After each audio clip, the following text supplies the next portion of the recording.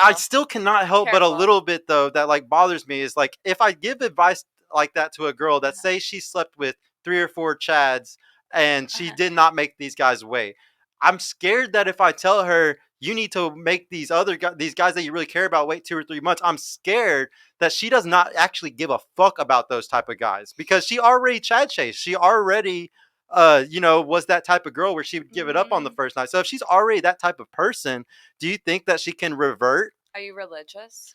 Uh, yeah, somewhat. I mean, I really like Alan Watts and Joseph Really? Campbell, and like those are like the reason why I like them is because they kind of try to bring religion and everything back into a one thing instead of they try to say all these things are similar. We just need to take the best and but they're all trying to say like the same basic good thing. So let's take the best of all of it, and like that's why I really like them the most. Yeah, see, I have a hard time with Alan Watts. I don't know why. He's like so philosophical. I know you don't like philosophy because I watched your channel a lot. I know that. studied philosophy. Well, I thought you were talking about debates one show, and you really hate how you can't define certain things in philosophy. Right, because philosophy, there's multiple definitions. Yes. It just gets really complicated when you want to teach it to somebody who's not in class for it. So like morals, ethics, and morality, like they're different. So it's like even to this day, it's hard. But it's not that I don't like philosophy. I don't like when red pill's called a philosophy. Yeah, it's like saying that these are set belief sets, and it's not. It's so further from it. You could be Christian. You could be. It's like red pill's just a lens. Okay. It all comes down to what's that word? Is it epistemology? Is that how you find things out? Yeah. So because this is the thing, like since I found out about red pill after already learning a lot about the world in all types of ways, learning about red pill didn't make me into a certain person, I guess you could say. But what scares me is a 20-year-old, 21-year-old, 22-year-old, how they come to find this information, how it becomes the peak of their information. Yeah. It's just like how when I was telling you about whenever I was 16, 17 years old, I was obsessed with zeitgeist. And it was because that was my epistemology was too I hadn't learned enough from other things to be able to put all these different pieces. Now at 32, happy birthday to me. But now at 32, I'm able to like put them all together though and kind of like see everything as it's supposed to be, I guess you could say. So what I'm worried about is that when the guys get into red pill, they will say that it's a that it's not an ideology, but when it's the only thing that you've learned, like say like you haven't learned about a lot of other things, they will turn it into a philosophy. They will turn it into something more than it's supposed to be. It's only I only think this is like the guys that see everything wrong, like the high functioning autists, the black pillars, I think this is people that are seeing things completely wrong. Now don't get me wrong, there's a giant bracket of like the guys that I hang with, the red pillars that I know and stuff, and we're all up here, like we all see it for what it's supposed to be, the praxeology that it is. But it's just those lower guys that's just like, y'all gotta fucking understand that what you're all preaching is not you're gonna ruin your life making it into that ideology, and a lot of guys do that though. No, you don't think so? No, not at all. I think we lack personal responsibility. I really do.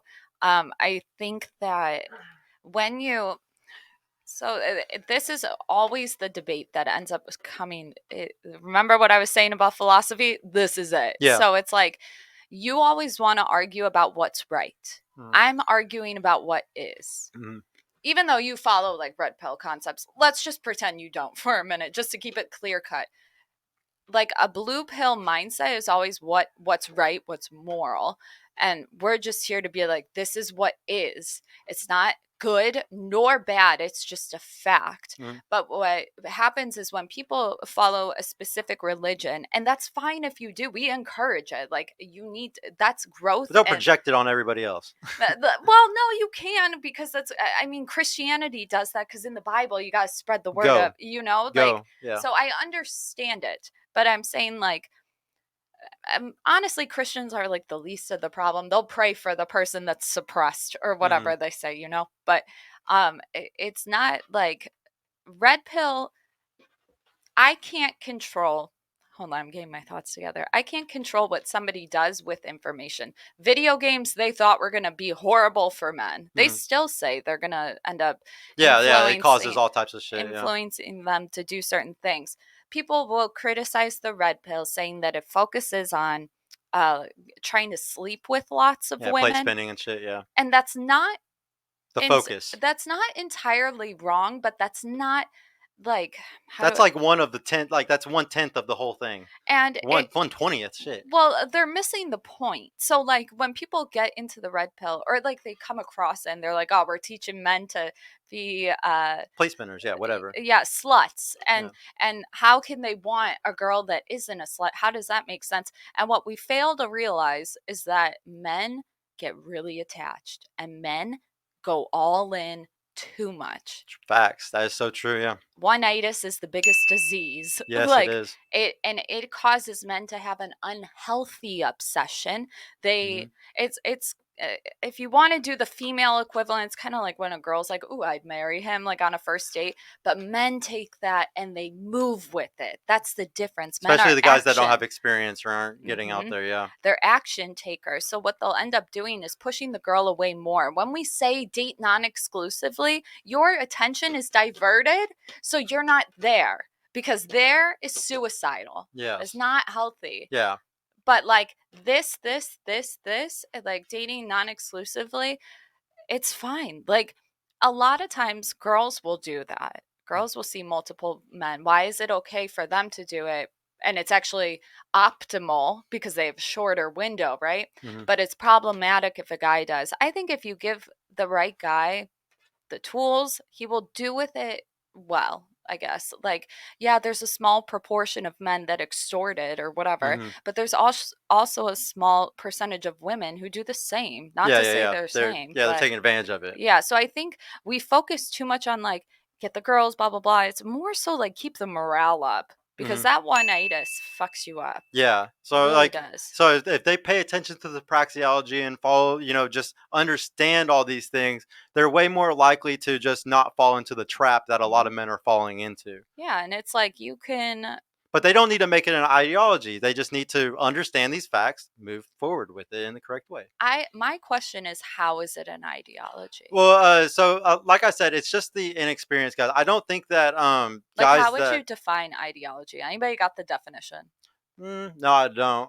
My big thing is it always goes back to prescriptions, and like it's so sets, and right? like here's the thing: we give out prescriptions advertently and inadvertently. We give out prescriptions advertently with courses. Every person in Red Pill has a course. I don't think that's not true. Oh, I would say most of them do. At least 50%.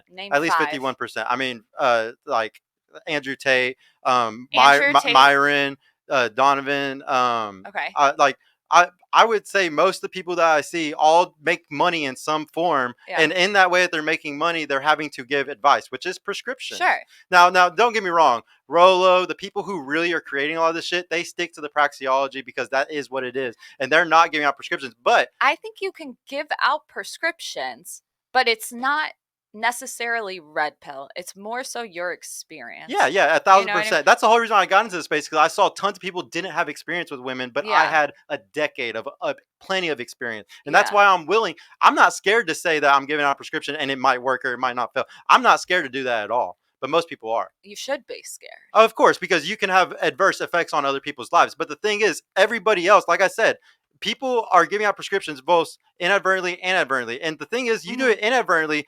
Perfect example is Andrew Tate. Or 5 years ago on Twitch, whenever a lot of the bad shooting stuff was happening, tons of people on Twitch came out and were like, guys, we have to think about what the fuck we're saying, because there was a shooter or something that happened, and everybody was like, guys, we need to think before we say certain things. Everybody on Twitch had a giant mental change, okay? And look what happened to Andrew. He did the same thing. Once he blew up so big that he got canceled on his video, what did he do? He apologized. He said multiple times, I understand now that I have millions of people watching me, so I need to think about the 0.01% that might do something stupid. You inadvertently influence people by whether or not it's a course. The thing is like, say I look up to Rolo a lot. Yeah, I really do, honestly. I actually almost paid a lot of money months ago to just ask him for certain advice, because I look up to him so much, and as a father, as as a father and a husband, Yeah.